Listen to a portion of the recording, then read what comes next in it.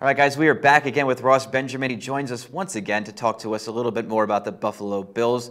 In our previous video, we talked about their offseason acquisitions, how that were going to affect the outlook on the season. But now we're going to take a look at what our predictions are for where they're going to end up in the year, AFC rankings, playoff rankings, and what their win total might be. Now, the NFL is a tough nut to crack for most sports bettors. I think it has a lot to do with the small number of games played. It really makes early season predicting a bit of an art form.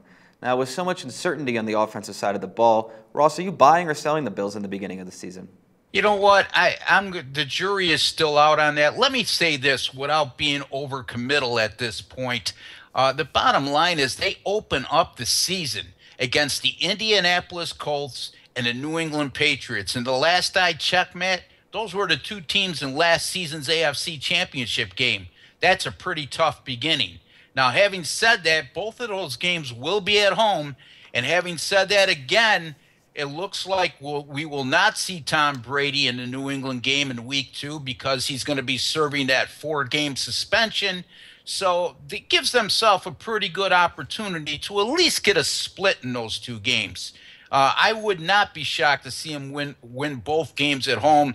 Look, at the Buffalo Bills have set a franchise record for season tickets sold already. And consider this, they outsold back in the mid-90s when they went to the Super Bowl 4 consecutive years in a row. So to say there's some excitement, if you've ever been to a game at Ralph Wilson Stadium, it's unlike any other venue in the NFL. Seattle, you'll get an argument from the people there, but I'm telling you, it's going to be rocking this year to start the year. And as far as me buying or selling, I guess if you back me into a corner right now, Matt, I'm buying.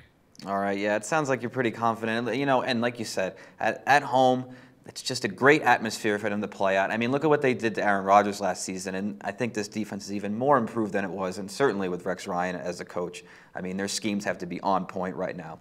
Now we're taking if I could just interject one other thing, Matt. You mentioned their schedule before. It's not overly grueling, and I'm glad you brought that up because if you look at the Bills' schedule, 5 of their 16 opponents this season qualified for the playoffs a year ago.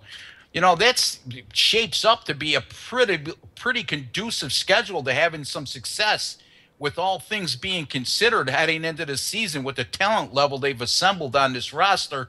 And two of those 5 opponents, I should say, happen in the first 2 weeks of the season, like we just alluded to.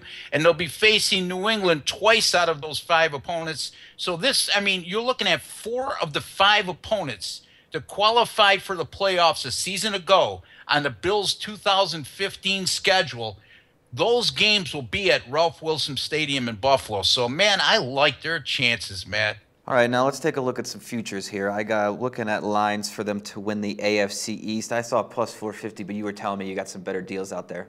Yeah, I saw 525, I believe, at 5 dimes, if I'm not mistaken. And, I like their chances to win the AFC East. Obviously, the big thorn in their side has been over the years, like it has been for many teams, the New England Patriots. But you look at Rex Ryan's history against New England, even with the Jets, even last season with a 4-12 Jets team where he lost 2 games, I believe, by a combined 4 points. He's always played Bill Belichick tough.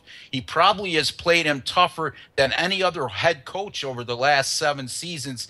And arguing again, I would say that this is the most talented team that Rex Ryan has ever had as a head coach. And I'm including those 2 teams that went to the AFC Championship game in his first 2 years as head coach with the Jets. And let's not forget, speaking of quarterbacks, Mark Sanchez was the quarterback of those 2 teams.